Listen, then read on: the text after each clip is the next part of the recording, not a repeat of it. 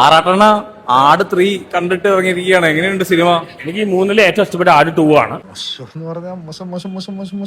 അഭിപ്രായം. ആട് 1-നെക്കാളും ബെറ്റർ ആണ് ഇതാ. എനിക്ക് ഇതിന്റെ ഫസ്റ്റ് പാർട്ടാണ് സെക്കൻഡ് പാർട്ടിനെക്കാളും കൂടുതൽ ഇഷ്ടപ്പെട്ടത്. കോമഡി മൊത്തത്തിൽ അടിപൊളി സിനിമയാണല്ലോ പറഞ്ഞത്. കോമഡിയാണ്, പക്ഷെ കോമഡി ചിലർക്ക് വർക്ക്ഔട്ട് ആവുന്നുണ്ട്, ചിലർക്ക് വർക്ക്ഔട്ട് ആവുന്നില്ല.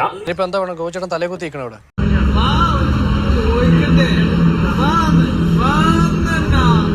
എന്തൊക്കെയാണ് നടക്കുന്നേ? എന്തൊക്കെയാ?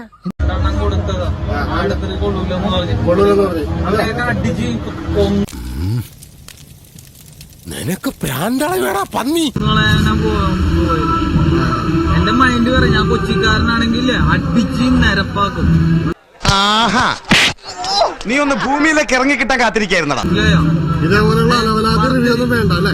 ഇങ്ങനത്തെ അലവാതി പെരേരയും പൈനാപ്പിളും ആറാട്ടനൊന്നും വേണ്ട. മര്യാദ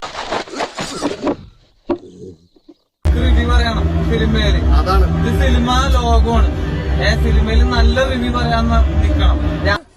നീ ഇത്രല്ലേ കണ്ടോളൂ, അങ്ങോട്ട് നോക്കിയേ. ശരിക്കും എന്താ പ്രശ്നം? എന്താ പറ, എനിക്കറിയില്ല.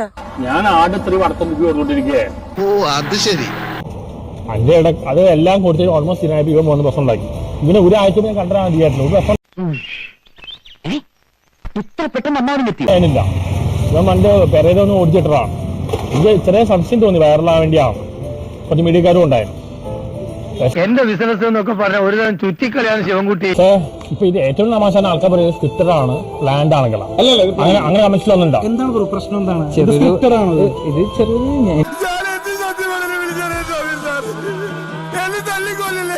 എന്റെ തോന്നുന്ന ചെറിയ കണ്ടന്റ് വൈറലാവാൻ വേണ്ടി ചെയ്തതാണ്.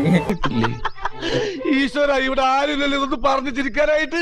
എനിക്ക് ആറാറിനാണ് ഭയങ്കര ഇഷ്ടം. ഇതെന്തും മറിമായും എനിക്ക് ഭ്രാന്തായി പോയതാണ്, അത് നാട്ടുകാർക്ക് മൊത്തം ഭ്രാന്തായ. പെരേരെ പോലെ വൈറലാവില്ലേ? പെരേരെ ഫോർമാറ്റും കഞ്ചൻ കോപ്പിക്കും ഗുണ്ടായ സെന്റർ കാണിക്കുന്നതാണ്. നിങ്ങൾ രണ്ടുപേരും കൂടിയുള്ള സ്ക്രിപ്റ്റ് ആണോ? അല്ല, എന്തായാലും കുഴപ്പമായി.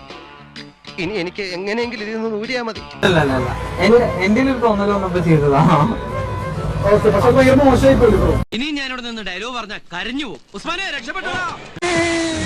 2 ഓലക്കീറോ വെള്ള തുണി എടുത്തോളൂ എന്നെ മൂടാൻ. സമയമടുത്തു ദൈവമിതാ ന്യായാധിപൻ